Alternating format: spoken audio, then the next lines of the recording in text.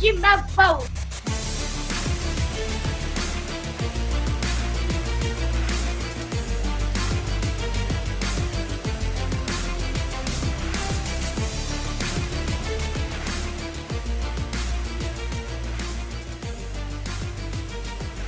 Court is in session with Ryan in Sacktown on If You Don't Like That. Now, Ryan in Sacktown. Oh, must be Ryno.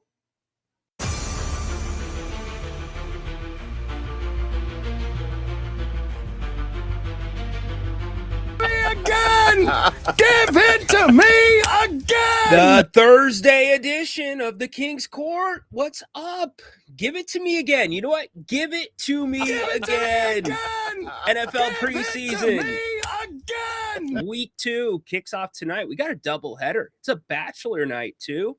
Just me and the Great Pyrenees. Kicks off with the Raiders and the Texans at 5 o'clock. Then you got the Niners at the Chargers. Both teams are on the road, actually, the Niners and the Raiders.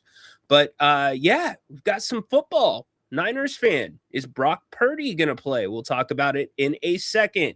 The Kings in the news for some good things, for some not so good things, but you have to remember that there are two sides to every story when we get to that. So whichever way you want to take the show today, take it. Tomorrow, we are still, we're up in the air about what's going to happen, whether we will have a live show or not. One way or the other, we will have something airing at 3 o'clock here because I do have commitment. I have bookend commitments. So it's like, can I squeeze it in right in the middle? I think we can probably make it work. So stay tuned to my X account at Ryan in Sacktown. Or is it Ryno in Sacktown? No, it's Ryan in Sacktown. For updates there. But yeah, lots going on. We'll start here. The Kings are going to begin, according to Jake Fisher, bringing in a series of veteran point guards to work out. I really like that first name, hosting campaign today. This would that have been today? Yes, it is today. So per Jake Fisher, campaign working, not like political campaign, you know what I mean? Cameron Payne working out for the Kings. Elfrid Payton also amongst names. Victor Oladipo as first heard here on the Kings Court. Yeah, I'm gonna toot my own horn on that one. It's not Ryan, it's Ryan or Ryno. Horse, if you're off work, dude, good day if you want to come in and chat and hang out. Andy, Kings front office is, I'm not going to go there. Look, allegation, man. Anyone can file a lawsuit. Anyone. So we'll see what happens. But yes, there has been a lawsuit filed against the Kings. We'll get to it. I'm not going to gloss over it. As I'm sure some places, I'm not going to say many, some places here are maybe turning a blind eye to it. I'm not going to gloss over it. So I'll give you the facts of it, or at least the facts of one side as alleged. So what's up, lifestyle? Hope you're having a good day. BJ, glad we could help the day. Here's your Kings Court. We're here for you, man. So yeah, looks like the Kings are going to start going through that process with the veteran point guards.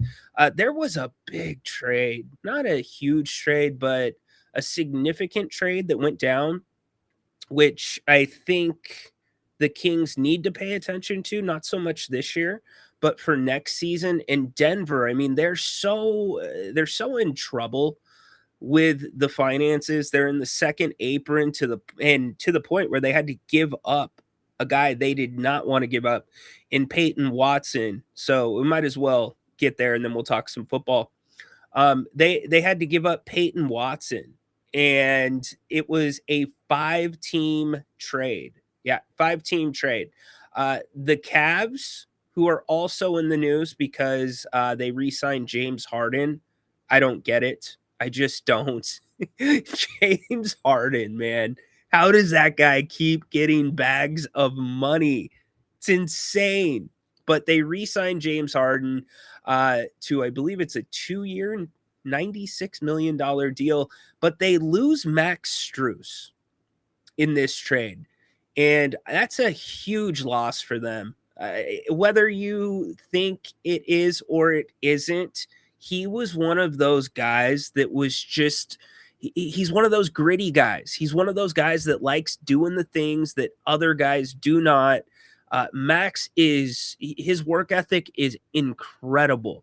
This is a guy that didn't think he had a chance of playing in the NBA until his last year of college, when his coach said, I think you might be able to do this. So he doesn't take anything for granted. He moves to Los Angeles. That is huge. Now, yes, the Cavaliers get Peyton Watson, but two different players altogether. And maybe I'm the first to say it. Maybe it's out there. If I'm making or putting together a short list of teams and my name is DeMar DeRozan, the Nuggets absolutely need to be on that list, because the Nuggets are always going to be in the mix in the Western Conference. And if DeMar's going to go somewhere for a minimum deal, then I would have that on the list for sure here in the Western Conference, which is now fairly balanced out per se compared to last season. So you've got that trade going on. As I said, it's already spreading on social, and it's one of ESPN's top story. The story came out today. It's by Michael Rothstein per ESPN. Not a great look for the Kings, but again, I urge you to take it with a grain of salt, because this is only one side story. The Kings have not responded to this, nor should they, unless it's a court filing, because it's an ongoing legal matter. But according to and Sacramento Kings ex-trainer Crystal Lee, she suffered what she felt was pregnancy discrimination, amongst other things. So a former assistant athletic trainer for the Sacramento Kings filed a lawsuit against the organization and its senior director of athlete health, alleging pregnancy. Why can't I say that right now? Pregnancy discrimination, sexual harassment, retaliation, and wrongful termination, according to court documents. Crystal Lee, an assistant athletic trainer for the Kings from 2022 until 2025, alleges in a suit filed in California Superior Court earlier this month that she was demoted during and after her pregnancy.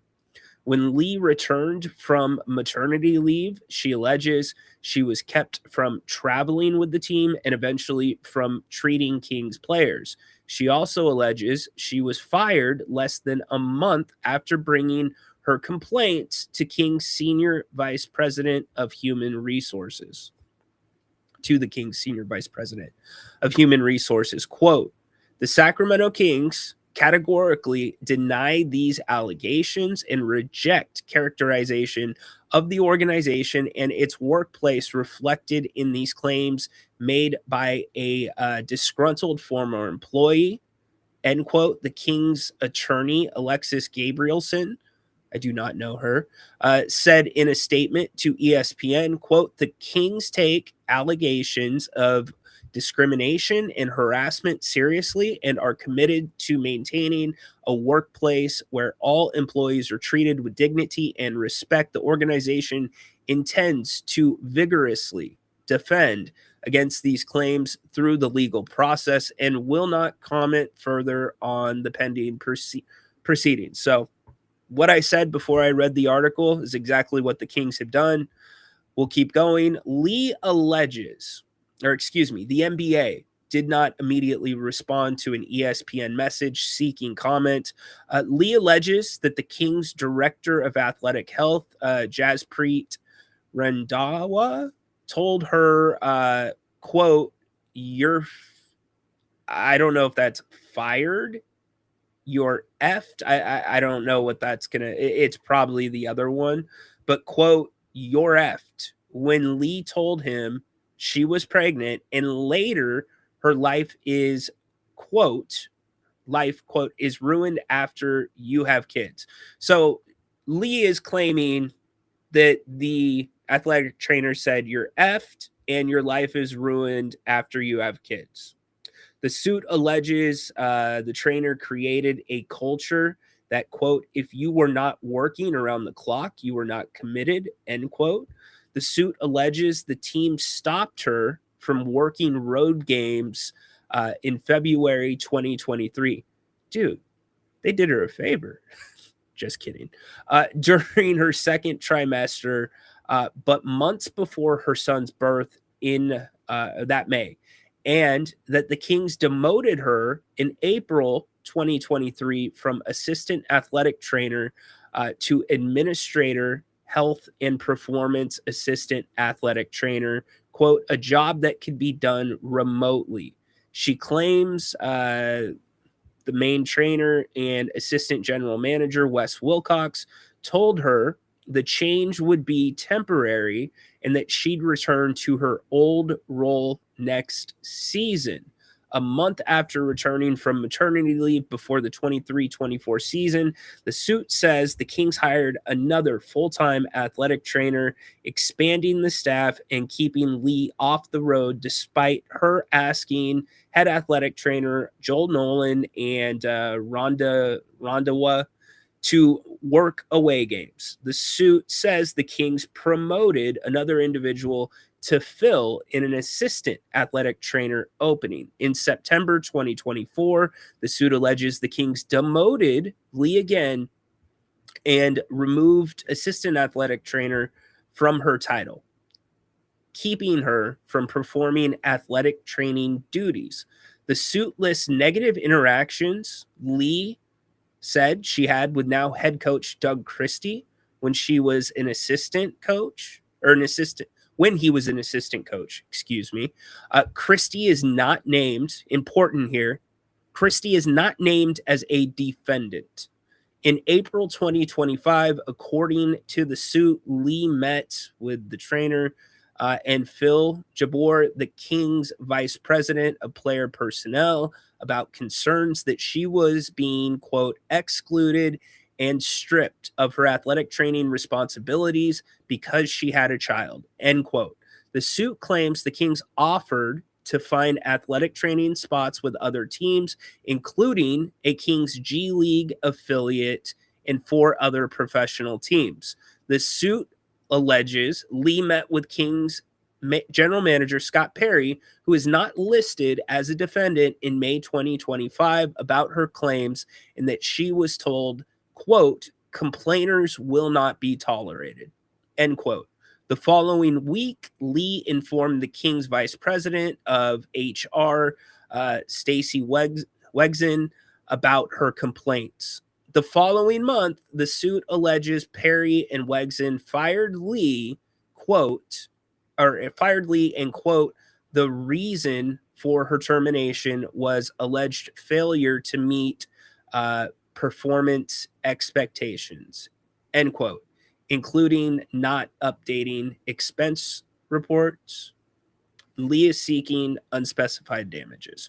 So again, as I started before we read it, we're not going to dive into this thing. There's no reason to. The King's attorney has issued a statement. But again, what I would say, and I would say of any lawsuit, I have said of any civil lawsuit on this show in the past, especially when it's the first filing or it's an allegation like this or allegations, this is one side of the story. Anybody can file a lawsuit. I am not trying to discredit her, but I am not going to have further comment on it until we have a response from the Kings in California Superior Court.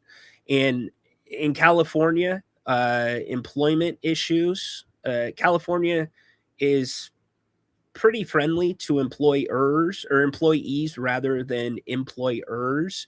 So these things can take a while. So I would not expect a quick resolution in any of this. It's something that's probably going to be handled behind the scenes, and likely you're not going to hear a ton more until the Kings respond. So felt like I had the duty. No, I didn't feel like I have the duty of at least putting it in front of you. I'm not going to graze over the headline. So that was filed and reported by ESPN. We'll keep track of it and let you know when we have any updates, if there are any updates.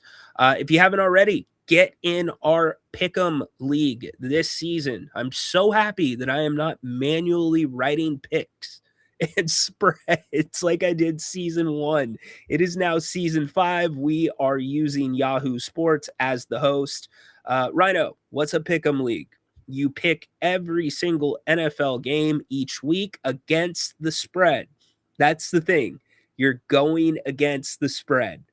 And mind you, people in Vegas, the odds makers, they're usually in between 60 to 67%. That's their percentage that they usually pick right. So show us your skills. If you win the league, you'll get a nice gift card from Dr. J, and also a gift card coming from something unknown. Anyways, you'll get a couple of really cool gift cards completely free to join. Grant and I will be picking in there. If you're listening on Apple, Spotify, group ID 13005, password IYDLT. If you don't like that, just the initials of it. So get up in there, join it. So we'd love to have you in there. Let's get to the comments, and we will get back to also talking about a couple of the players the Kings might be bringing in. By the way, the Buffalo Bills, man, they are getting hammered over this new stadium. Now they're complaining about the Jumbotron not being jumbo, seats in the lower deck that have certain portions of the end zone cut off. And you've got like traditional football fan coming out and saying that's how it is, like at Lambeau Field. That's how it is, like those stadiums that have been around for a minute. And then you've got, I don't know, the millennials, which I think I'm a part of. I think I'm a millennial. You've got the younger group of fans that's like, no. This is not what happens with a couple $1 billion stadium. This should not happen. So not what I expected, man. Like Buffalo is not that much different, I think, in terms of the fan base and the passion that they have for their team than Sacramento. This would be like Sacramento fan coming out and crapping on the Golden One Center once it was built. And I get it. There's some of us that miss Arco. I miss Arco. I love Golden One, but I miss Arco. I'm not going to lie. But yeah, not what I expected from Buffalo fan. But then again, if you're paying a lot of money for tickets, I get that too. So, all right, Horse, get up in here whenever you want. I'll put the link in the chat. Anybody else that wants to come on the show? I don't know if Kazi has his candles lit. I don't know if Mac is lurking.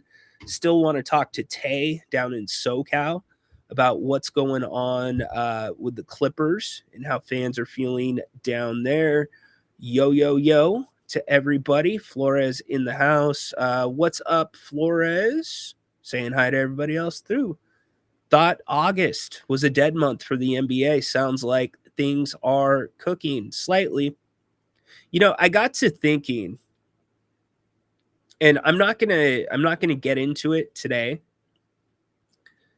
but I was looking at the East, because if you're in the East, I get you've got the Philly quote unquote super team, but half of them need walkers.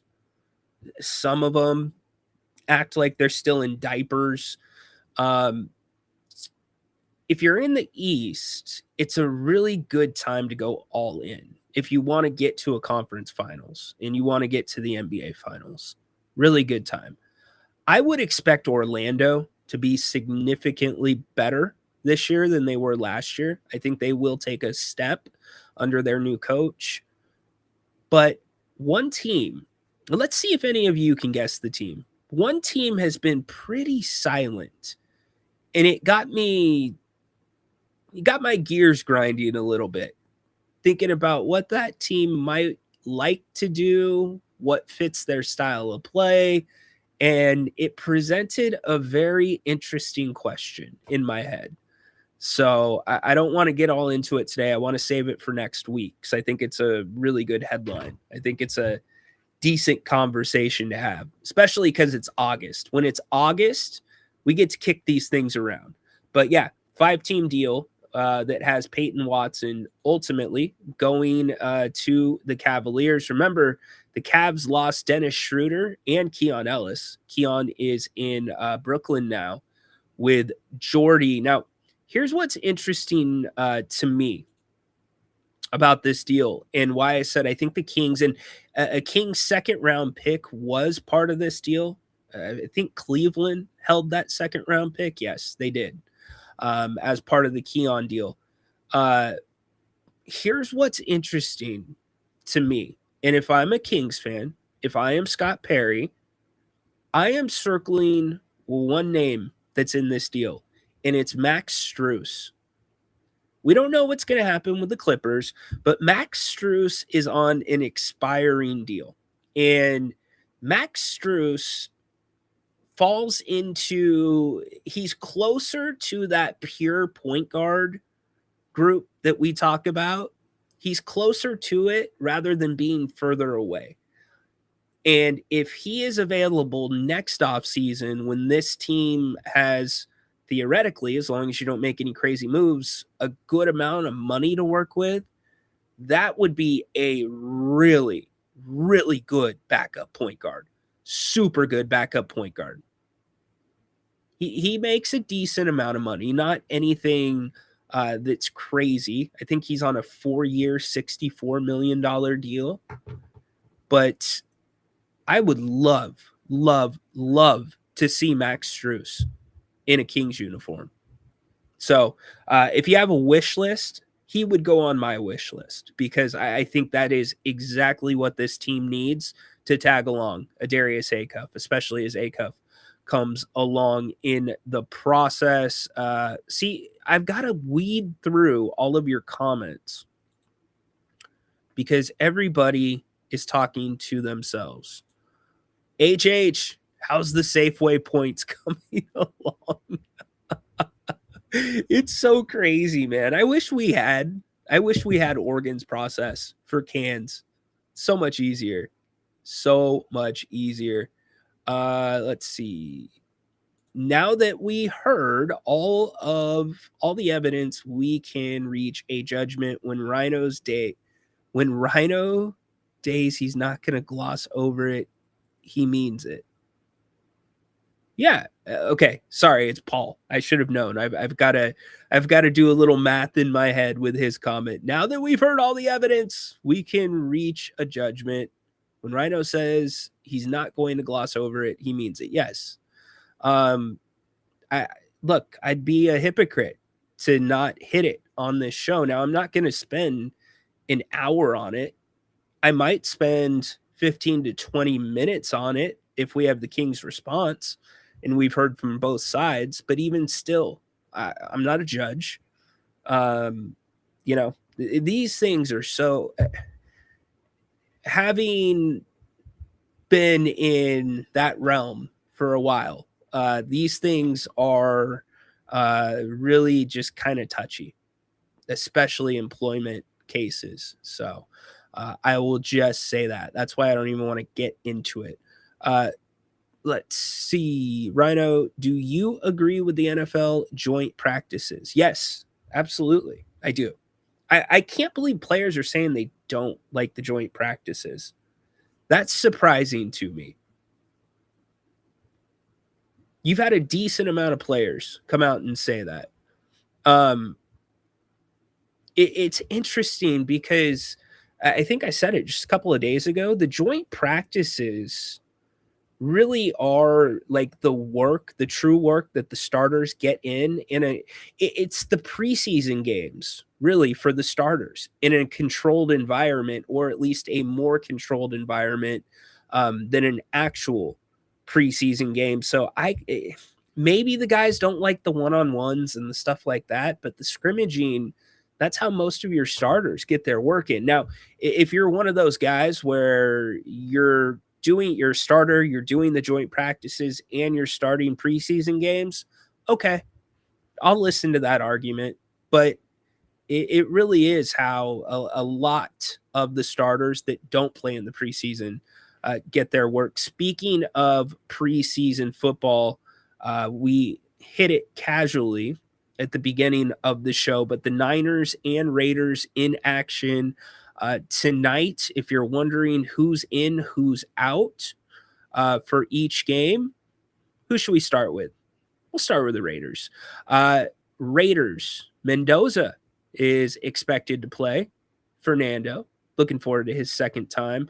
Expected to play roughly the first half. Aiden O'Connell is expected to play the second half. Cousins is not expected to play in this one. Ashton Genty, wide receiver, Trey Tucker, Jalen Naylor, and Jack Beck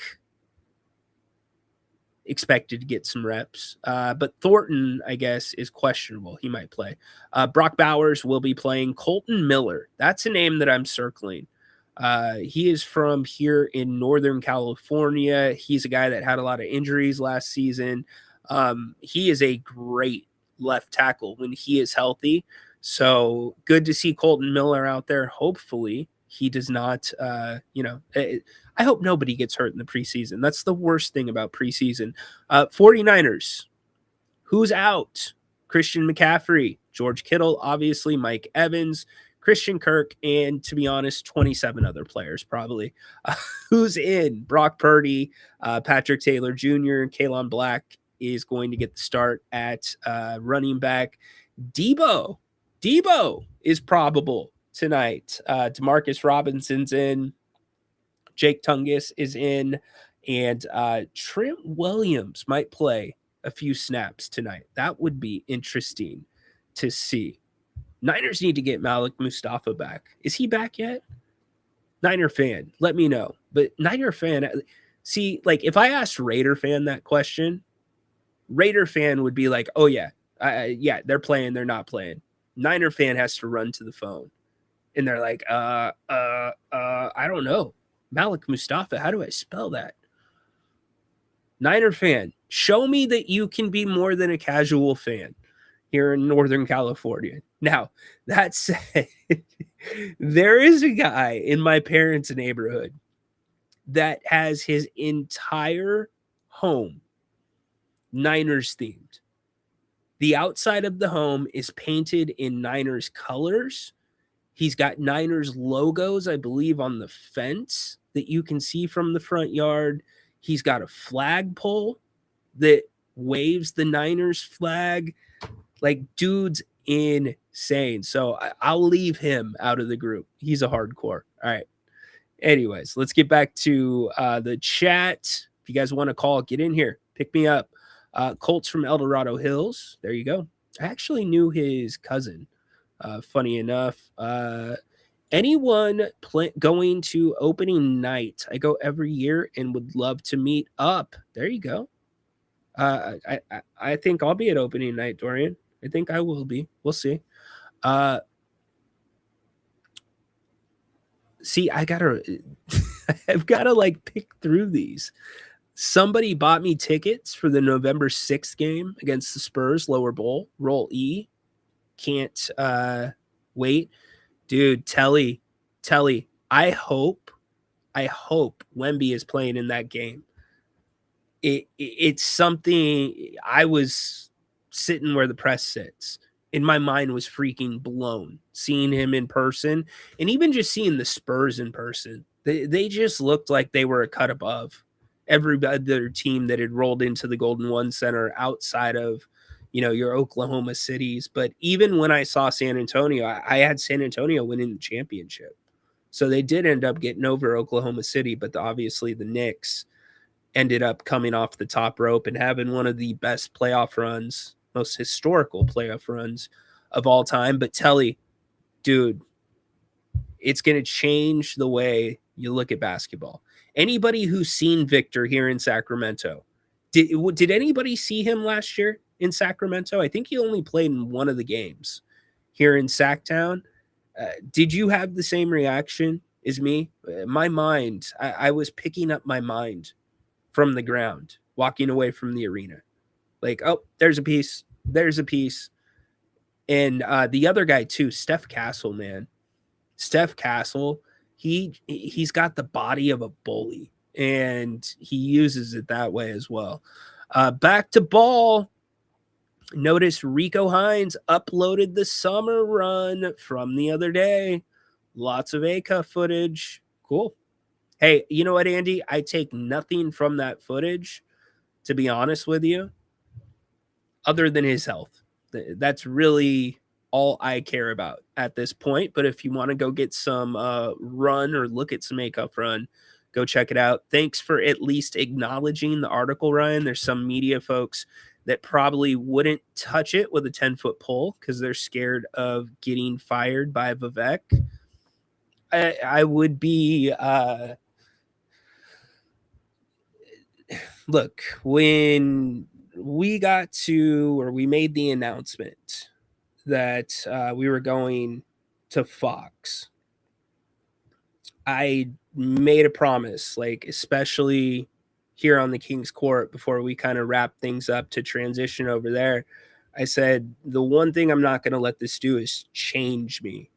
I'm not going to fall into line. Now, that doesn't mean that I'm not going to be professional, but I'm not going to turn a blind eye to filter coverage, to make sure that my credential doesn't get ripped. I'm not going to do that. I mean, you could almost make the counter argument that not talking about it is more unethical than actually talking about it. Now, the way you talk about it, it's all about that. And you have to acknowledge both sides of it. It would be completely reckless for me to come in today and hammer the Kings for anything in that article. Now you're reckless on the other side of things, but you've got to acknowledge it. And I hope that has shown true to this base. I know some people, I've had a couple of people be like, man, now you're a homer. It's like, no, I'm not. Like with the Doug Christie stuff, not a homer. Like I'm going to ask fair questions. I'm going to give you my thoughts. Been a min since you've been in here. Yeah, what's up? What's up, Ig? 5119. Thank you. It's my wife. Sorry, it's Tourette's. Me and my friends, and then you throw the Jim Rome sound into it. We have this version of sound drop Tourette's. So yes, instead of saying my wife, it's my wife. But anyways, she's looking at me with my mustache, and she's looking because my hair was a certain way. And she's like, you kind of look like somebody, and it's somebody that you shouldn't want to be compared to. I'm like, what? So now, like, you've got half of the people in my circle that love it, and you've got half of the people that hate it. So it's right there in the middle. I appreciate the compliment, by the way. Dorian, we can say what's up if you go opening day. Kazi, the Knicks were definitely built for a championship run. Their defense really made the difference. Well, it was not just their defense, it's their depth. That's the thing. That is what I am hanging my hat on when it comes to my take about the Sixers. The Sixers are going to be a team that doesn't really care about winning 70 games, being the best team of all time.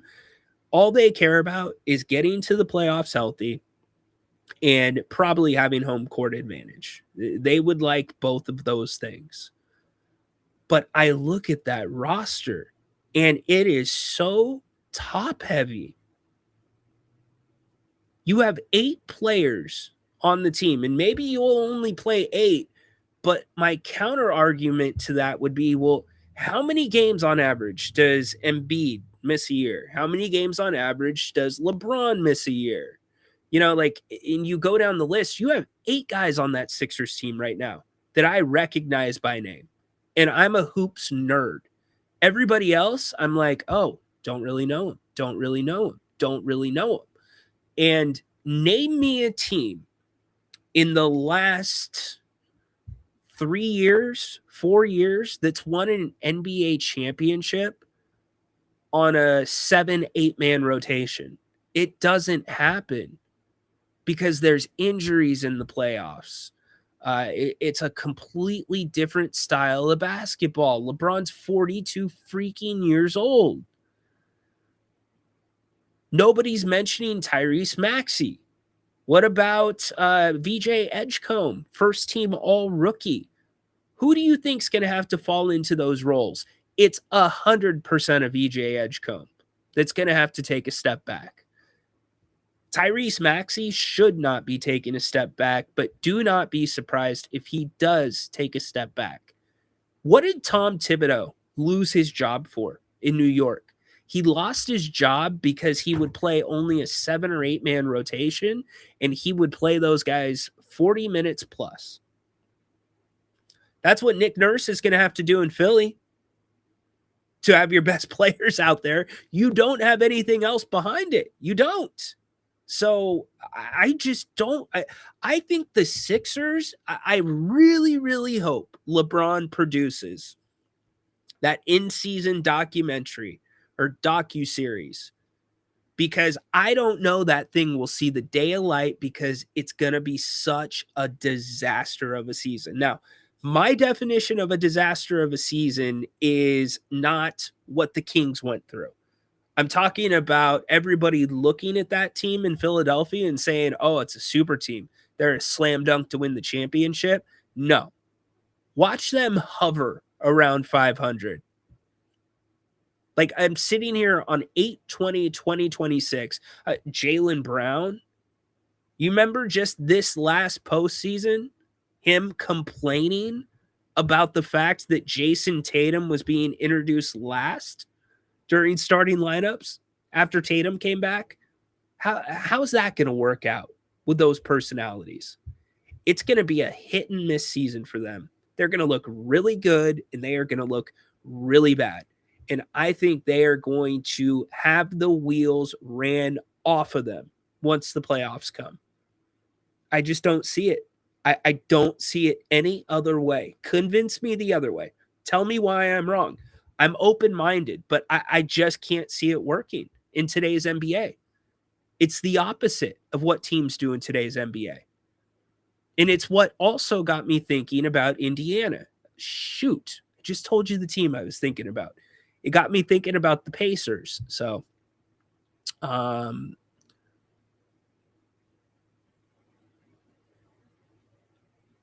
talking about card collection. So you have to filter through here. From what I've seen from you, Ryno, you seem to try to be as objective as possible. Some of the questions you ask, giving pushback to Grant on some of his points, etc. Definitely respect what you do. Thanks, Lifestyle. Appreciate that. Look, one of the big discussions that was happening during this past Kings season, towards the beginning of it, was why is it at the end of the games, like whatever was working that got us to being in the game halfway into the fourth quarter, Doug Christie would take off the floor and he would just go to Dennis Schroeder, Russell Westbrook, and DeMar DeRozan in the same unit. And it was the only time at that point that unit was playing together. It was the end of close games. And so everybody's like, well, what's up with that? What's up with that? I just straight up asked him. That's not an easy question to ask. Hey, Doug, why is it that those three seem to only be playing together at the end of games while the team's losing, by the way? Mind you of that. Now, you don't word it that way, but that was what I was getting at. So yeah, I try to be nice. Dorian's in 114 double F. What's that setting you back? Dorian, curious. Side of the backboard, King's bench to the right of you. Dorian, you're gonna be sitting by somebody that I know that's got seats right down there. Really good seats. Yao Ming. We've got Yao Ming in the chat. Interesting. Welcome to the party, Yao Ming. Wemby took too many outside shots in the finals, needs to get closer to the rim. You know, it's one of the things that Jerry Reynolds has consistently said about Victor Wembanyama. He said he needs to get a post game. That's not going to happen overnight. That's going to be a process. But you can almost see, you're spot on, Grave. I'm pretty sure that's Telly. You can see, especially in the playoffs, and I'm judging most of it from the playoffs because it's when it matters and the guys take it up to a different notch. But you could see in the playoffs when Wemby was going to have an impactful game and when he was going to have just a so-so game offensively by where he was catching the ball. You're spot on. When he catches the ball 12 feet and in, good night. But when you start pushing him out, which teams were able to do, and you have him catching the ball 20 feet, 22 feet from the basket, it presents an issue for him because he doesn't have that strong post game. What's he do? He relies on the jump shot. So very good job by you. Very good job. My bad. You know, Dorian, I shouldn't have asked that question. My friends would have killed me for asking that question. Signed Ray and SA, right, horse? That's not terrible. Regarding Philly, I think they're going to dominate. Okay, LeBron and Embiid will take a back seat and step up when needed. Jaylen Brown, Maxey, and Edgecombe are going to do the heavy lifting. Interesting. Okay. All right. Like I said, if you feel different, I'd love to know why. I mean, that would be best case scenario. I would say where the problems will start in Philly, it's not so much the injuries. It's what happens when you have to start working somebody back in that was injured because you're dealing with such big personalities. Luckily, Maxey is not a massive personality. Massive game, but not a massive personality. Edgecombe, second year, he seems great from all accounts, on and off the court. But like when an Embiid, let's say he misses 20 games and Jaylen Brown is the guy that's doing the heavy lifting. Well, what happens when Embiid comes back? Embiid's going to want to make an impact. Embiid likes the ball running through him, just like Jaylen Brown. Like, I just roller coaster, man. A couple of years ago, I said the Kings season could be compared to a wooden roller coaster. I think the Sixers are a classic beat up wooden roller coaster somewhere down by the coast. My feeling is that Christie was hoping that the experienced players would help him win the game out instead of coaching them or the team to end the game. He didn't say, and by the way, Paul, A plus there, dude. Good job. Good job. No mistake spelling wise there. Yeah, his response was something along the lines, if I remember, and I'm paraphrasing, they've made careers in winning time. They've been there before. I know what I'm going to get out of them. Something along those lines. You know, it'd be really fun to go back and just, I need to do that. You know what? Maybe we'll do that leading up to the Kings season. What do we have? So the season starts on October 21st. I want to say off the top of my head. They're in LA. Let's see. Pretty sure it's October 21st. Like any of us can see that. Yeah. Okay. So here's what we're going to do for the next couple months. I'm going to find a quote or a response to a question I asked to a player, a coach, whatever last season. and we'll run one every day leading up to the start of the season. That might be kind of cool. And we'll have fun with it too, because there were some funny ones, you know, it doesn't have to be all serious. Freedom 250 is going to be amazing. Aren't we kind of all the way through Freedom 250? Am I wrong?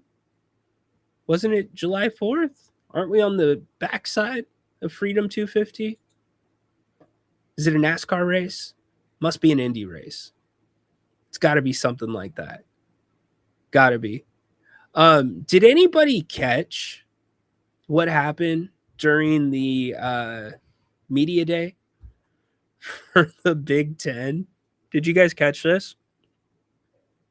So apparently, guys on the Oregon offensive side of the ball, the skilled players, and I've always kind of thought that's funny how it's called the skilled players, because you're a receiver or running back.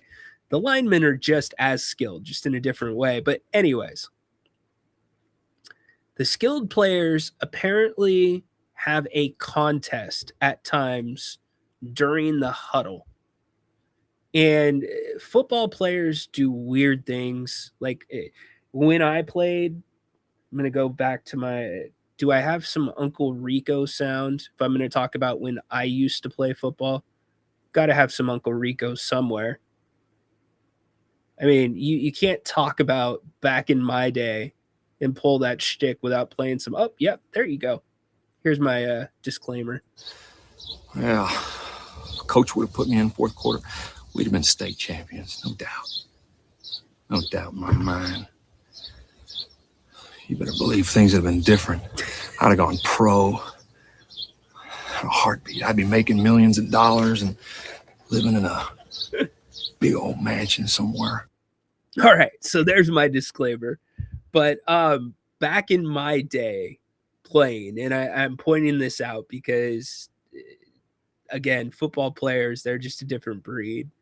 The offensive lineman, specifically one of them, would come up with the most random sayings, both appropriate and inappropriate.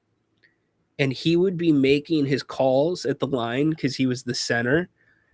And what he would try to do is get the other side to flinch, laughing, and be called offsides. But if we were close enough to it, there were times we flinched because what he was saying was so ridiculous. So I share that story because one of Oregon's better receivers shared this. Dante farts in the huddle, and we have like a little competition of who can fart in the huddle. But I would say really everybody, but mostly Tay because he farts a lot. That's not AI. That is 100% media day. I'm sure the SIR, the sports information, or the SID, the sports information director, is like running from a hallway somewhere trying to grab that mic before he finishes. Dante Moore. So now, Can you post something? so now they Sometimes start getting hit Dante with all farts this. in the huddle. And the other receivers are like, what? Sometimes Dante farts in the huddle, and we have like a little competition of who can fart in the huddle. But I would say really everybody, but mostly Tay because he farts a lot. How did this farting in the huddle tradition start? Gosh. Who said that? JJ. I knew it. Too much stuff is getting leaked out. You got to find ways to connect with your team, so we do that. Plain and simple, that's all. Nothing else. Okay, all right. The reporter couldn't even get the question out. Listen to her. She was like, that's the hardest thing. Like, that's probably the hardest thing. Like, if you're somebody that you know you're going to, or if you're going to be asking somebody a question with a punchline or question with something like peculiar or funny in it, It's so hard to get it out without laughing. It's what makes the best callers on Jim Rome the best callers. It's their delivery. It's like it's nothing. But listen to her. She's like, how did the farting thing start? How did this farting in the huddle tradition start? Oh my gosh. Who said that? JJ. I knew it. How too much stuff is getting leaked out. Blazing Saddles moment. Fart competition in the huddle. What the heck? Dude, you guys are all making plans with each other. Okay, lifestyle. He is either going to cook or he is going to build buildings full of bricks in Philly. He might be the streakiest shooter in the NBA. Whenever the Kings used to play Portland, it was a coin flip. Dude was either going to go off on you or dude was going to win the game for you because he would not stop shooting. That's why he's been moving around so much. It's an IndyCar race. The Freedom 250 is this weekend in the National Mall. Okay, good stuff. That's my point. Anthony Simons is like the only one.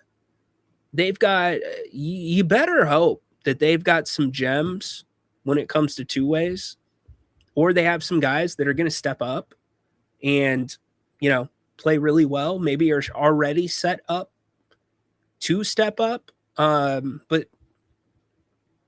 it's kind of where I'm going. It's like, dude, okay. So if I set an over under on this, if I said the over under for games started by the projected starting five in Philadelphia, if I set that over under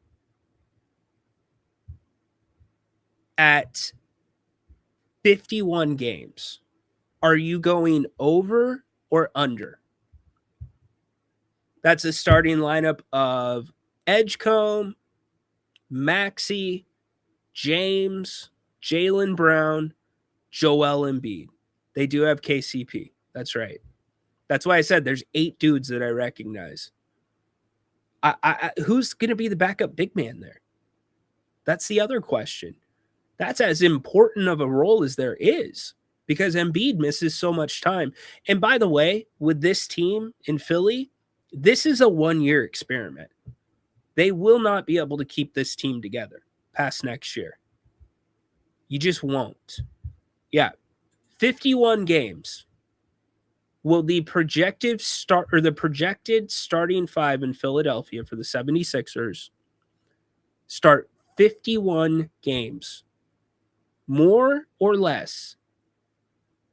I'm going way under. When I was setting that line in my head, I'm like 42, 45.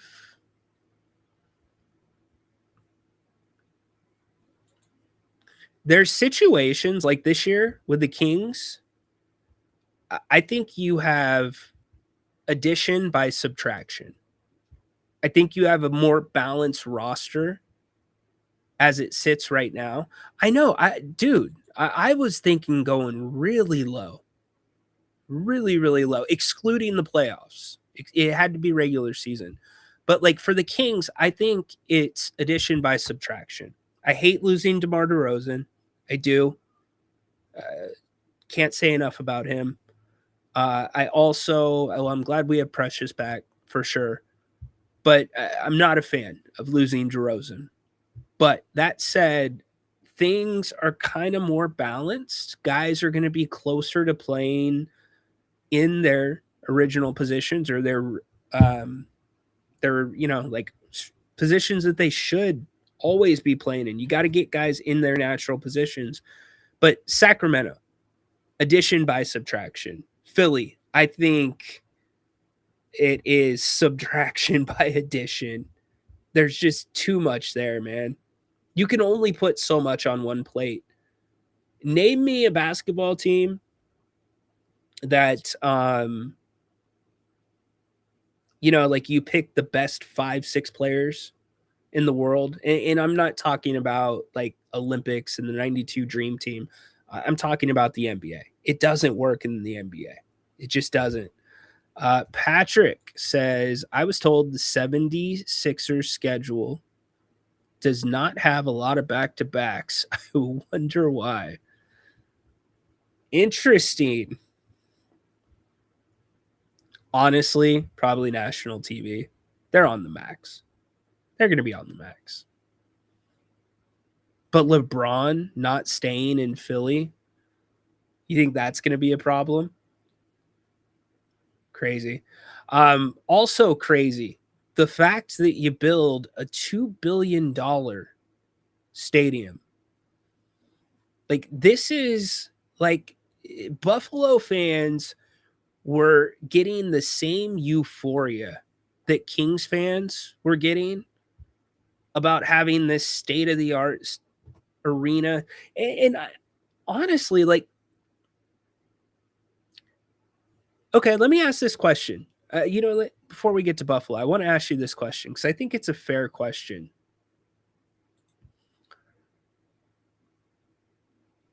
Were you more euphoric? The answer should be pretty straightforward, but most of my euphoria, about the Kings was the Kings staying in Sacramento. The new arena was cool, but it wasn't like, oh my gosh, we're going to have our team here. But like, did the arena, like, was that like a huge, massive deal? Because maybe it's not. But then again, Buffalo wasn't going to be leaving anytime soon. Anyways, when you get to this point and you're spending this much money, you have AI, you have all these different things that can double check what the humans are doing. You cannot screw up a stadium. And I don't know if it's screwed up because I haven't seen it with my own two eyes, but there are more videos. There's more stuff coming about this stadium that's negative than positive, which is insane. Listen to this. The Buffalo Bills' new $2.1 billion stadium is absolutely terrible, and there's a few reasons why. We'll start with all the obstructed views. As you can see here in the pictures, we'll start with the one looking over the staircase through the glass. Doesn't look good. Then we have one on the lower level. These are really expensive seats on the lower level, and you can't even see the 10-yard in on the opposite end zone. Terrible. Then we have one from the upper deck. You can't see the corner of the left end zone there. And then we have another one from the upper deck. You can't really even see the 15 in anything on that image there. So these are really bad. You should not have this in a $2.1 billion modern stadium. I get obstructed views in old stadiums like Lambeau. I'm not sure if there are any there, but an old stadium has every right to have obstructed views, not a new $2.1 billion stadium. Now we go to the Jumbotron. The Jumbotron is absolutely tiny. The one thing you should have in today's world is a massive Jumbotron, because if you have obstructed views, people need to see the game. Well, not at the Bills Stadium. It's pretty small, comparatively speaking. And I'm not even talking about stadiums that have roofs. Like, it's pretty small. And maybe they haven't rolled everything out. Like, maybe that screen's going to be used different during the regular season. But it's insane. Yeah, look, Precious wanted to be here. Precious really enjoyed his time here, and I think he fits perfectly. I'm really enamored with your take on Max Cruz. Which take was that? On Max Cruz? Max Cruz. Did I misspeak? Max Cruz. But again, it's a Paul thing. So let's guess who Paul meant. Max Cruz. I'm going to say Paul meant Max Strus. Is that who we're talking about, Paul? I think he meant Max Strus. Yes. Max Strus. I think we figured it out. Arena was irrelevant. Ryno was irrelevant to me. Quote, first and goal for the Kings to leave was as good as done. Major props. Yeah, absolutely. KJ, Carmichael, Dave, dude, I'm so appreciative for like guys like Jason Ross, Carmichael, Dave. Holy crap. Like when I'm like, you know what? It's COVID. Why don't we take a bat and give this a swing, right? Like, why don't I see if I can do this? I think I can do it. I've got people in my ear. I've got momentum on the Jim Rome show. Maybe it'll work. And remember, the Jim Rome show was being broadcast on the biggest station here in Sacramento at the time. So like I was the only one really from Sacktown that was doing a lot on the show, like whether it's tweets, calls here and there. So anyways, I started a Twitter space. Yeah, a Twitter space. I don't even know what it was called. It was called The Crossover. It was called The Crossover with Ryno. No, not even with Ryno. The Crossover with Ryan. That's what it was. The Crossover with Ryan. I'm like, all right, what can I do? Who can I get? Like, you know what? Can I get Napes? Maybe I can get Napes. That'll be a good start. I get Napes. I can't even say his hometown right. And I'm looking at models like Jim. Like, have you ever heard how Jim Rome introduces a guest? Have you ever heard that? Can I find one really quick? So like I'm looking at like the models. It's like, how do you properly introduce, like the right way to introduce a guest? Do I have anything here? NFL coach. Here He we played 14 years in the NFL. As a head coach, he led the Dallas Cowboys from 2010 to 2019. He won 3 divisional titles. He was the 2016 NFL Coach of the Year. He is an NBC Sports NFL analyst. He's also the host of the Coach to Coach podcast, which is produced by Intersport. We are joined right now. So that's the gold freaking standard, right? Like it's his introductions are just, they're the best introductions in sports radio, hands down. And so I'm like going by that model. I'm looking at Grant Napier, born in and so I try to give Grant this big opening gold statement on this space that probably had like under 100 people in it. And at that time you could save spaces, by the way. I wish I could still go back and find those. Maybe I have them somewhere. And so I'm starting off my gold standard introduction of Grant. I'm joined now by the 32-year voice of the Sacramento Kings, a graduate of Bowling Green University, growing up in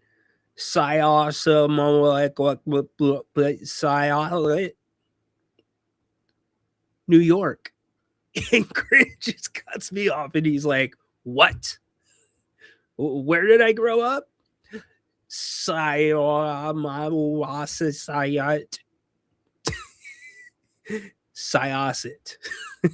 So anyways, that's why we have this inside joke where anytime his hometown comes up, he's like, where is it, Ryno?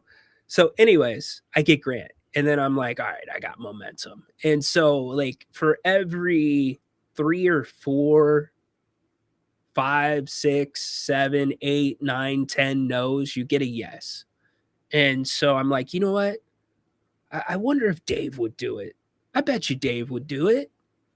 Dave kind of, I think, knows me from the Rome show. He'll understand. Like, I'm trying to do the crossover, you know, from what I did for a living before to what I want to do, what I've always kind of wanted to do. Because there is an inside story to that, by the way. The inside story to that is I was a television, media, and film major going to San Diego State. And when I got my opportunity to be a part of the basketball program, my schedule did not work. And my schedule, by the way, I was replaceable. Like there's 5, 6 other Rynos that are on the list. I just happened to be the first one there. And so I'm like, no big deal, make it work. So like I always loved law, that kind of stuff was always kind of the back route. So I go to public administration. So I change my majors. And so I go down that road. So anyways, that gives you some context to it. So I hit up Dave and I'm like, Dave, Mr. Carmichael, would you be willing to come on with me and do this? I'm doing a thing called the crossover with Ryan, and it's about crossing over. And so I put the same formula together, like in case Dave says yes. And guess what? Dave says yes. And I'm like, oh crap, really? Okay. And so we end up having I kept him longer than I should have, but the conversation was good. So that's why I went longer. But when you talk about Carmichael Dave and him being part of that group that helped save the Kings, one of the stories that he shared on that space was, I don't know if y'all remember, but he had purple hair. He dyed his hair purple, and he knew he was going to be doing that ladder spot during the whole introduction and Vivek coming back and the commissioners here. Dave did the lead in to the video, I think I want to say. And Dave didn't want to get on the ladder, terrified of the ladder, as I remember. And anyways, the night before when he was dyeing his hair purple, he dyed his forehead too, accidentally. And so that's why if you go back and you watch that video of the Kings' first night back here in Sacramento, or at least after we knew they were going to stay in Sacramento, they were also playing the Denver Nuggets, Dave's wearing a headband, and that's why he's wearing the headband. And so my thought all along is Dave's got like this purple wig that's attached to an NBA headband. No, real hair, real headband, dyed forehead accidentally. And so like, I'm like, okay, maybe I can chase down Jason Ross. And Jason comes on, and then we have a good conversation, and things start rolling. And then they started talking about coming on the thing with me on their show. And like, I was so lucky to get those experiences and those people in this city give me, 30 minutes of their time, just even giving me a yes. So like when I think about looking back at like the Carmichael Dave, that's what I go to. Like, I'm just very appreciative for them, what they've done for the team, but also what they've done for me personally. None more than obviously Grant. But yeah, wow, those were good times. Was anybody on any of those spaces? Maybe some of the OGs from Listen App would have been on those spaces. I'm not sure. I digress. I asked for some help today, and I'm going to get it, but I don't know how loud this dude's going to be. So turn down your dials really quick. Might need to do a little sound check. My guy, Video Mogul. What's up? Let me do the correct introduction. The creator of HollywoodRejects.com. From Portland, Oregon. Also has been an extra in Hollywood movies. Currently runs a show 5 days a week, 5 p.m. on YouTube, X, wherever you can find it. Haunted Horse and Friends. He joins us live now from Portland, Oregon. Haunted Horse. What's up, dude? What's up, dude? I got a cold, so yeah, I'm battling the cold. How you do I sound fine? You sound fine. Am I too loud? No, you're good. Do you sound worse than you feel? Yeah. Yeah. Okay, good. It's all this. This is driving me crazy because it feels like someone's got a towel over my face all day. I can't breathe.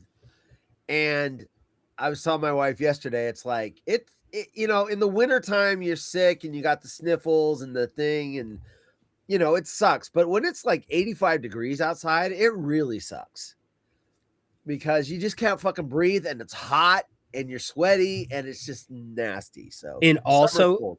eating when you're stuffed up like that sucks. Yes, You feel like 'cause you can't breathe. Yeah. Yes. So I'm doing a lot of mouth breathing right now. I'm a, you know, so, but this, hold on. This was empty this morning. This is all Holy tissue crap. paper. Have you ever This tried? was full this morning. Dude, you got to mix in some wet wipes or else your nose is going to be like Yeah, all well, that's dry why I and got, raw. this has got the lotion. Okay. Not a commercial for Puffs Plus. So, have you ever tried like one of those neti pots? No, so those kind of scare me a little bit because when they are done wrong, you can give yourself a very serious infection. If you're not cleaning those properly and just disinfecting them, you can look it up in Google. If you introduce bacteria all the way up in your sinuses, you can get an infection that, I mean, if not treated, will kill you. So that freaks me out. I don't necessarily want to introduce any harmful bacteria up near my brain. So I've read too many, you know, I read all those news stories on the show. I've read too many horror stories about people. I mean, talking about, you know, I'm always looking for weird news or whatever, but you get everything, right? Apparently there's a lot of flesh-eating virus going on in like Louisiana on the coastline and stuff. What? Like 8 people have gotten it in the last month. So they get a cut, they go in the brackish salt water, and then they're fighting for their lives. I'm like, fuck. Oh, sorry. You're good. Wrong show. Yeah, I can't swear here. Sorry, podcast nation. You're good. You know, I'm thinking, gosh, I wouldn't go near the ocean. Scary stuff. I almost said it again. Well, okay. I mean, first off, Louisiana, like I want to go to the ocean. Louisiana is not my first pick. Okay. You're right. It happens also in Florida. I mean, it's just, I guess the water's really warm right now, which anyway, I see all that story. Talk about someone with anxiety like I have. I shouldn't be reading the news. See people, you know, we talk about this on my show. I just like see people, it's like, oh, 2 kids the other day got bit by rabid beavers. Not kidding. That was a story I did. Seriously. Beavers with rabies. And they got attacked. The kids got attacked. Okay, but were they trying to like catch the beavers? Were they like beavers, you know, just came out of nowhere? Someone brought that up in the show chat. They're like, oh, beavers are scared of people. Not when they have rabies. You know, animals with rabies get aggressive because they're all like delusional and everything. So they start attacking people. I've seen this is taking a weird turn show, but it's all right. I've seen stories where bobcats attack people and stuff. You know, they get infected with rabies and they go crazy. So anyway, rabid beavers, believe it or not, and not the beavers that go to Oregon State. Yeah. So you might know this story, but for our high school graduation, instead of doing you remember like in high school, hold on. Got to go back to it. We're way back. Yeah. Coach would have put me in fourth quarter. Yeah. We'd have been state champions, no doubt. All right. We got the That's Uncle such an Rico. awesome drop. That guy, that is believe such things an have been awesome different. character. I'd have gone pro. So you remember back in high school when you're getting like the start of your senior year and you're getting hit with all the information. You got to do your senior photo for the yearbook where they put you on like, or make you wear like these cut off dress shirts, you know, Dude, that aren't. You should see my senior photo. You would laugh your ass off. Did you do profile?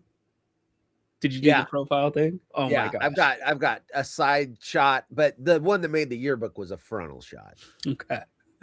So you're getting all of that. I'm going to hold you to that, by the way. You're getting all of that, and with that, you're getting stuff about like, oh, you know, senior trips, not put on by the school, but put on by travel agency, whatever. And like they're to Mexico where you can drink and like all these different places. And so no, like I didn't get that, but okay. So like the parents are like, you're not going on that trip. You know, like we'll let you do a trip, but you're not going on that trip. And there's like a group of parents that are like that. Then you've got the other group that are like, I don't care, go. And so instead of that, a group of us, there's 3 or 4. It was me and my best friend Tony at the time, and then 2 of our friends that were girls. They weren't our girlfriends. We all went to Maui.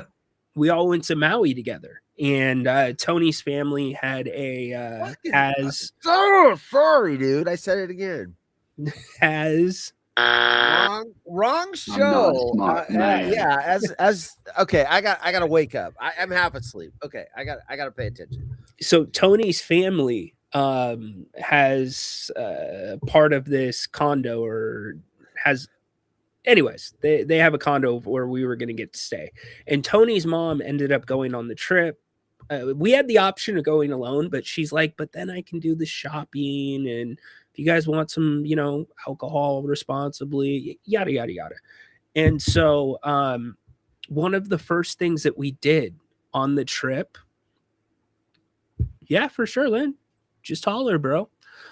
This is the perfect time to do it. No, it was not friend zones. Like it was a mutual, like we're friends on both sides. I think I had a girlfriend at the time. Anyways, one of the first let you go. Girls at that age are a lot more jealous. Do you think I had to ask? That tells you that it was a friend. Maybe I didn't tell her that. Maybe we weren't together. Maybe you didn't tell her. Sounds really. No, I can't drop off the face of the earth for a week in Maui and come back. No, but maybe you didn't tell her who was going with you. Is my point. Yeah, maybe. Oh, so, I'm going with the guys. So, anyways, girls at that age are really jealous. Yes, they are. And if you're going to Maui and there's going to be girls staying in the same place, that's usually something that's not going to fly. Yeah, but it was a big condo. The dudes had their area. Had their area. It's the whole easy access. Yeah, no, I got you. Yeah, I'm just saying. I mean, my high school girlfriend, she would show up to my work an hour before I would quit my shift so that she could make sure the waitresses weren't hitting on me. Yeah, that's a creeper. Well, she was extremely jealous. Probably had the crazy eyes. Anyway, but what's funny is she's still my friend, so we laugh about it now. She's like, "Oh my gosh, I was a psycho." So, anyway. I'll get to the point of this story. Get to the Maui point. Yeah, sorry. One of the first things that we did in Maui was we went on a snorkel cruise to, I think it's called like Malachi or Black Rock or something. And anyways, we were right out by the rock. They've given us all the instructions, whatever. And this is an all-day thing. Like, you're going to be eating lunch on the boat. Like, it's not going back for anybody. I get in the water, and I am in the water for no joke, less than 30 seconds. And I feel the worst pain of my life. I felt like somebody had taken, you know, like as a kid, if you had a piece of thread and you'd wrap it too tight around your finger, it would hurt. It felt like that, except it was full of fire and electricity. Oh, I know what this is. And so I was screaming like a little, you know what, right? Yep. And so I get back on the boat. My arms all ripped up. I had 3 like big, like, anyways, and they stayed raw. Yes, and they ended up staying like raw for 6 months afterwards, even though I was treating them. But anyways, they're like, "Oh, dude, I think a jellyfish tentacle got you." He goes, "I don't think it was a jellyfish because it would have been a box jellyfish and you'd be dead, but pretty sure it's a tentacle." And I'm like, they don't have fatal box jellyfish in Hawaii. I looked it up. Mr. Anxiety looked it up. They have box jellyfish. They're not fatal. Only Australia down there. I thought the box jellyfish passed through Maui. one time a year. They have box jellyfish. It's not the irukandji, which is what you're talking about, which is about the size of a quarter. Okay, got it. So, anyways, I'm dying in pain, and the best thing to treat it is Pee. Ammonia. Yes. And So which one of the girls gave you a golden shower? Neither. I'm sorry. I mean, am I not allowed to say that? Well, I mean, we're describing you getting peed on. What I didn't say I got peed on, but I had a line of people that were willing. Am I worse than Adam? Am I not worse than Adam? You're getting there. No, you're good. Yeah. Like one, I'm like, no.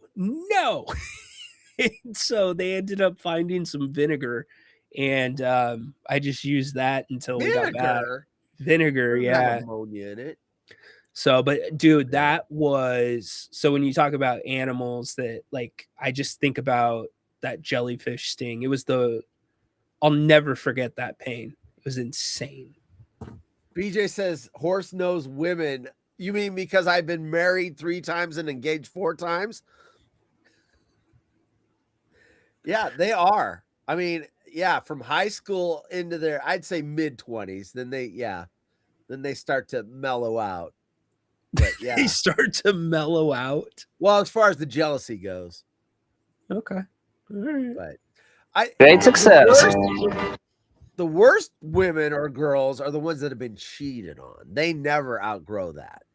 Yeah. I dated someone in my late 30s, and her husband at the time, she came home and he was with someone else. She walked in on it, and she says she was like, yeah, very jealous. So it's like, yeah, but I didn't do it. Why am I the one suffering? Yeah.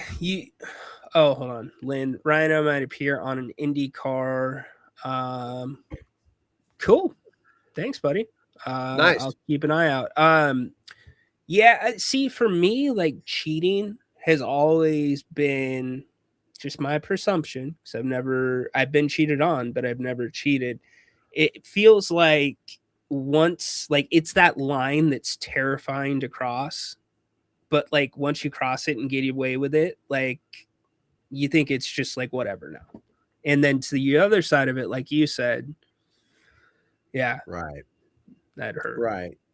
Yeah, I was talking about, the basketball players at the Golden Center taking a shower.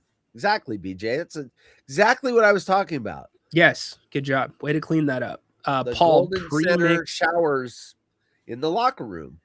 Pre-mixed in mud. I had a friend that had a necklace scar from a jellyfish. Oh, that would be awful. Yeah, brutal. What's the worst like animal interaction you've had? See, I've been nipped by dogs before. Is that why you're? Gosh, Is that that's what? the trick. I'm sure there's something up there, but I can't. I mean, I'd have to think about it, because I guarantee after the show's over, I'm gonna go, oh, that time that whatever. But I can't think of anything off the top of my head. Our next door neighbor's dog in Sheldon Hills. You know where Sheldon Hills is? No. So does anyone know? Oh! You're talking about here? Yes. Yeah. Sheldon Hills outside Sacramento. It's now called just Sheldon, and then beyond that, it's Silver Springs. And it's like the big, massive houses. It's funny because I've taken the the Google Maps where you can do the street view. I've gone through Sheldon Hills. They were all brand new ranches when we first moved out there in the 70s.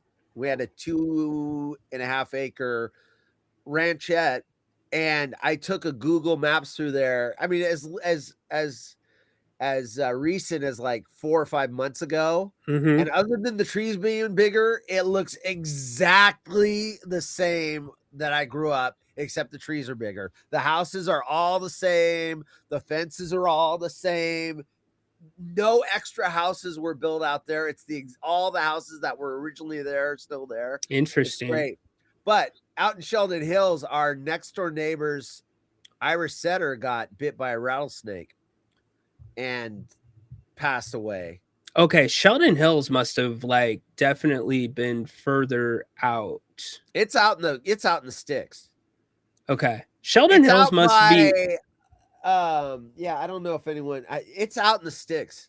It's so Elk Grove, if you take Grant Line, I think, which runs kind of at an angle. If you take Grant Line and just go way out in the sticks, it's out there just by itself.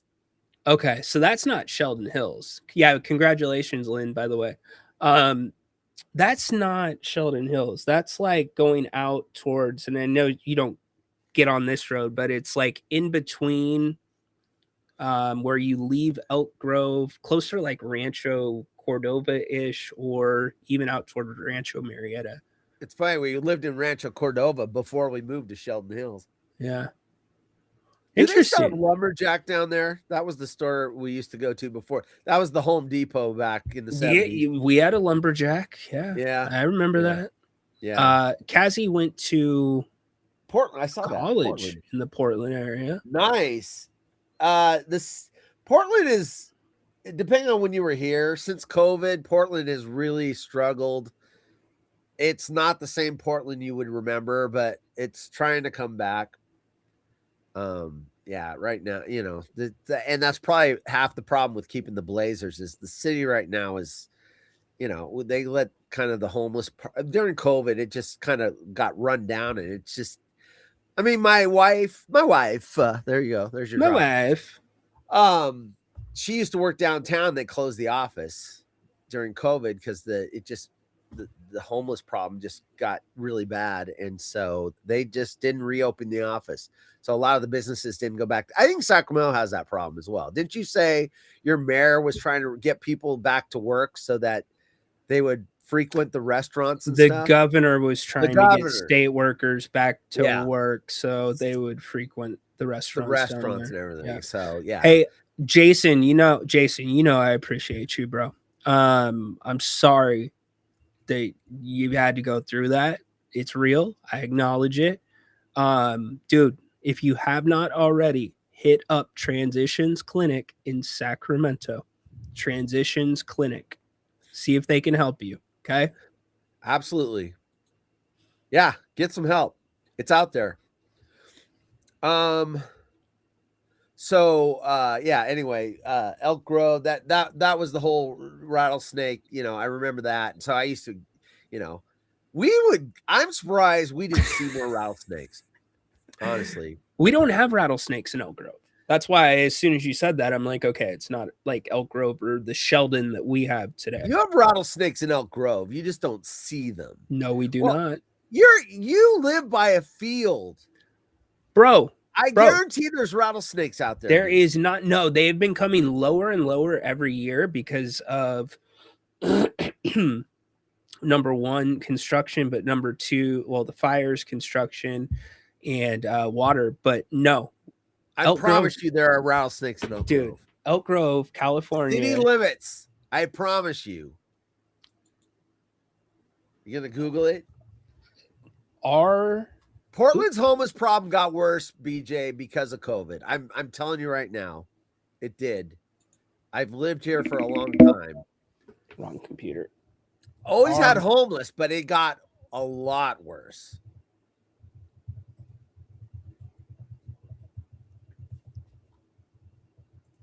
Does Elk It does not, Grove, dude. I'm telling you.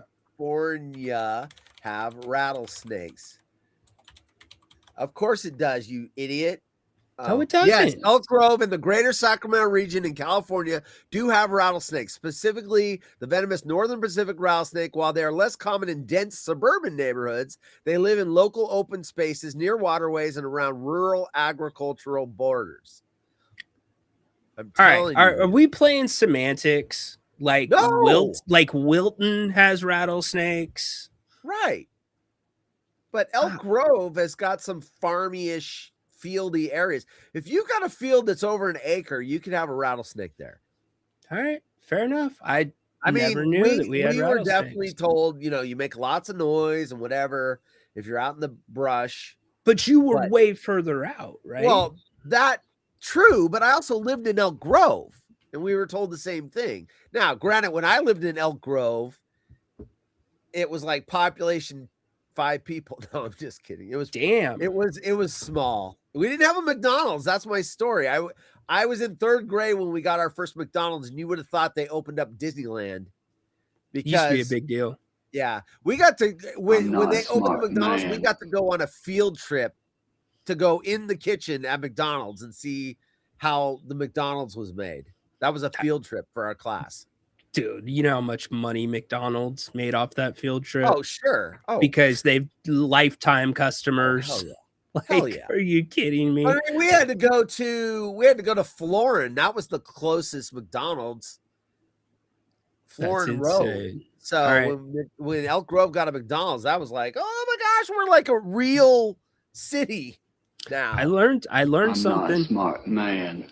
I know my part of Elk Grove does not have them, but I didn't think they were like. Dude, I saw where you live. I promise you, if you go 300 yards to your east, there are rattlesnakes out there. I drove to your house. You did? Yes, you have rattlesnakes there. They are more common than you believe. Mostly they're nocturnal. You're not going to see them during the day.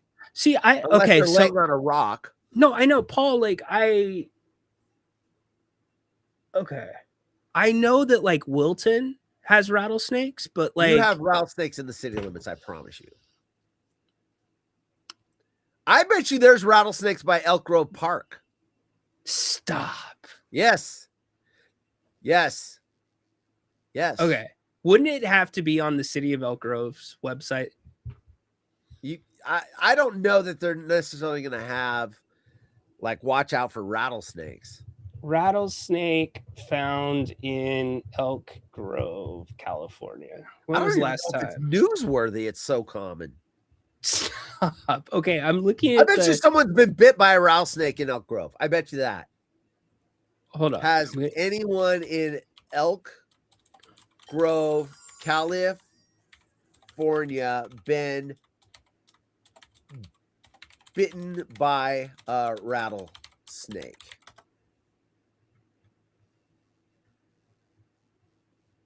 Well, Elk Grove is heavily urbanized. Encounters can happen near No.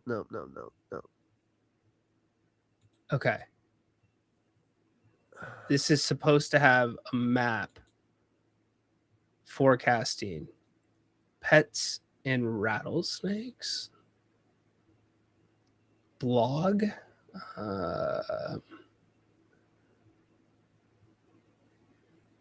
Jackson back patio rattlesnakes.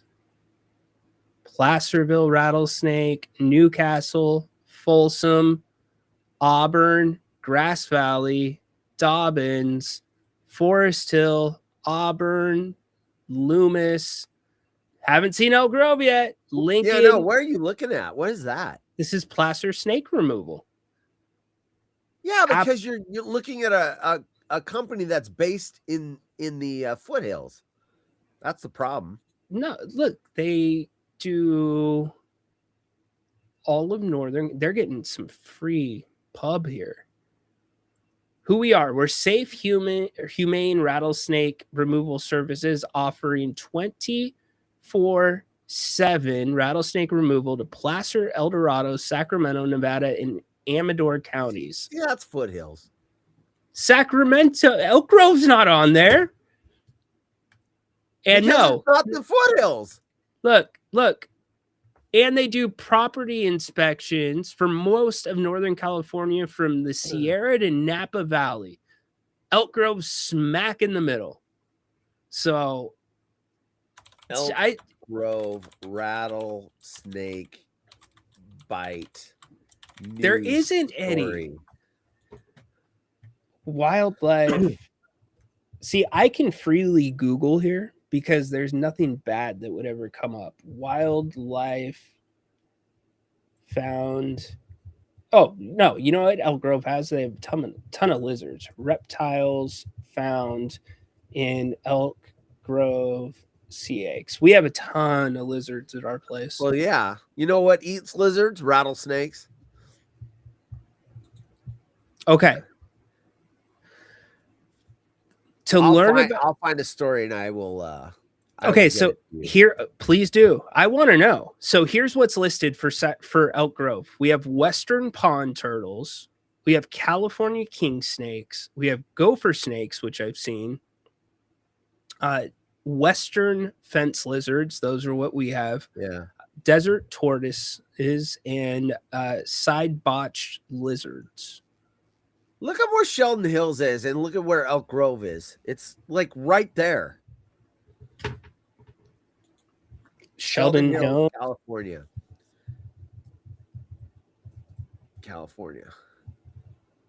And the next door neighbor's dog got bit and died by a rattlesnake.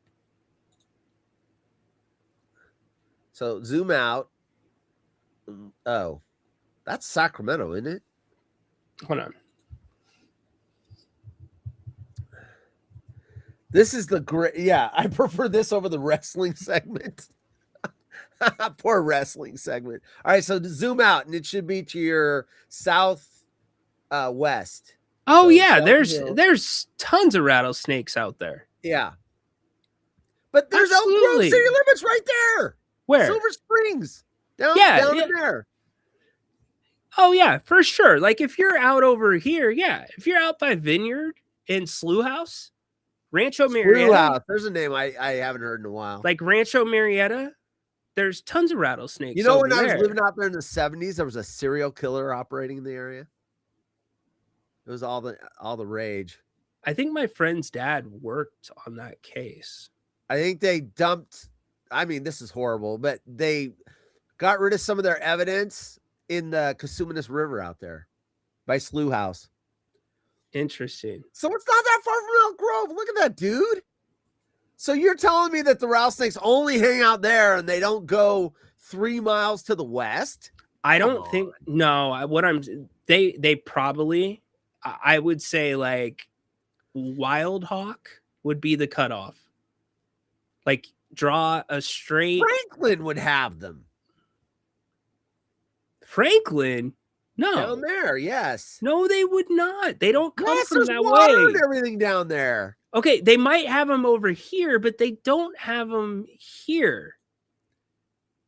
Telling And you, they're where you don't think they are, dude. My dad worked on the case too, says Lynn. That serial killer out there, yeah. Oh, you're talking about Franklin down here. Yeah, Okay. yeah, that right there. Okay. And All right. Laguna West, I guarantee there's some in there. Bro, you know where I live. I know, that's why I drove to your house. I saw all the fields. I'm like, there's rattlers. See all these lakes? That's where we live.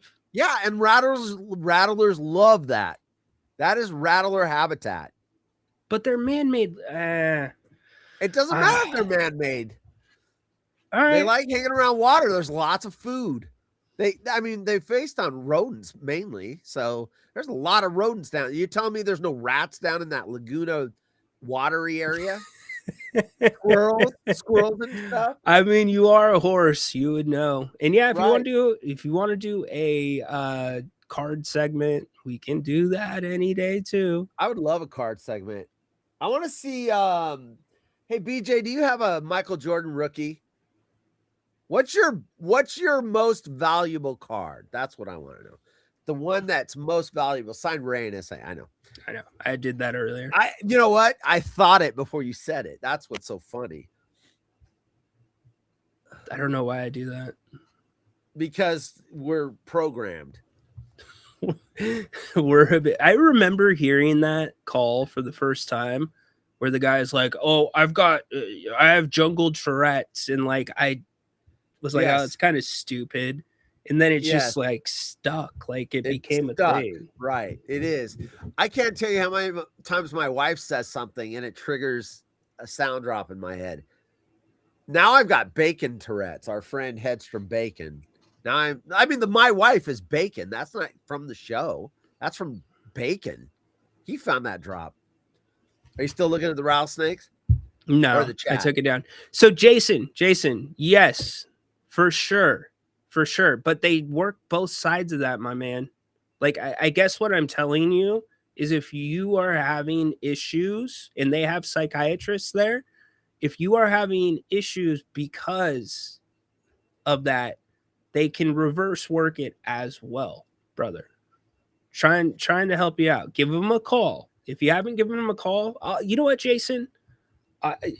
I'll tell you, I've already shared my story here. I visit Transitions Clinic once a month. So, well, I don't visit them once a month, but I see 2 different doctors there. So, and I have been for over 10 years. I'll ask them next time I'm at the clinic. There you go. If there's anything that can be done for you. All right. Absolutely. All right. What do you got going on tonight? Yeah, I got my show in 19 minutes, so which I can't wait for it because I can swear freely there. Yes, you can. You know what's funny is I have a job, customer service. I've never dropped the F-bomb at my work, and I did it twice here tonight. It's because you're in your studio.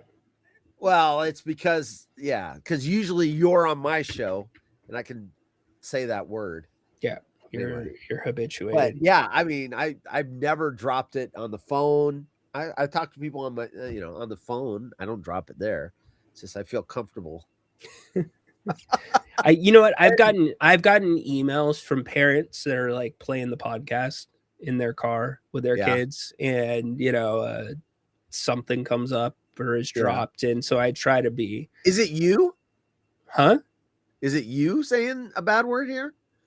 No, have you ever dropped one? Have you ever dropped one on your show? Okay. Yeah, for sure I have. That's Has Grant? No, I don't think he's dropped it. He's never dropped a 4-letter bomb on one of his shows. Well, define. There's different. F, the F word. I don't think he has. Not to my memory, and that's something that I would probably remember. That's an interesting question. I mean, there's always the hot mic that can happen where you don't think the mic's on. It hasn't happened on this channel. Yeah. Yeah. All right. Luckily. I mean, there's dude, of some stuff that's happened on. That was one of so for anybody out there that does content, wants to do content like Horse does, like I do, read your chat before you put anything on the screen and know all the functions of the chat. Because if you accidentally put something on the screen that you don't mean to, it can be game over. That was one of the worst even calls. YouTube will suspend you, and it's your chat, and it's not even you. But I had to call be in charge of your chat. Yes, I had to call Grant in the middle of the night. He was traveling, and I'm like, Grant, you need to take the show down immediately. That was not supposed to go up. Right, you went to click on something else because the chat was clicking to hide it. No, the chat was moving so fast. I think I might have been clicking to delete it, and then I know it accidentally the S word. Oh yeah, Jerry can do what he wants. It's Jerry Reynolds. Bleep bird. 4-letter words from Jerry Reynolds are widely acceptable in Sacramento. Has he ever dropped the F-bomb? No. I don't see Jerry using the F-bomb. But the S-bomb. Yeah, he drops that all the time. Bleep bird. All right, go do your show. What is it? Thanks for having me on. Appreciate it. What's your dirty Haunted Horse on YouTube if you want to. Is it Haunted Horse or Hollywood Region? You can find my channel by using my chat name and running it through YouTube. There you go. Catch him at the top of the hour. This name here. Yeah, Haunted 00 Horse. If you use that, it's take it to YouTube. You'll find my page. All right. See you. All right, brother. Be well. Appreciate you dropping by. All right. Good stuff from Horsey. Thanks to him for dropping in on a slow Thursday. So first hour, a lot of sports. Second hour, not so much sports. Reptiles, I guess. Anyways. Hey, have a great day. We wrap up. I think we wrap up tomorrow. We wrap up the week with a Friday show. Stay posted to my X. Could change. I have a Prize Picks engagement tomorrow. Prize Picks will be back for September. They're going to be a sponsor on the channel here. And then also I've got a church thing tomorrow night. So we'll find a way to get in. It might not just be as long of a show as we usually do. So, and if we don't do that, or if we don't get a wrestling segment in, we will tape and record a wrestling segment that we can either upload to YouTube or we'll put on the podcast site. So, all right, have a great day. If you want to go follow over to Horse's show, enjoy. Different show. Don't get mad at me if you went and you're like, dude, he does news, weird news, more adult, but it's a great show. So good people too. All right, we're out. Have a great rest of the day. Light the beam for most of you. You want Adam? Yeah, I do too. I just need the timing to work. Yeah. So light the beam for most of you. Kings again, working out some veteran point guards. Keep your eye. If I'm Scott Perry and I've got my whiteboard, I've got Max Strus written down for next season. He's on an expiring deal. He was part of the trade with Denver. So, all right, we're out. Have a good day. Court's dismissed.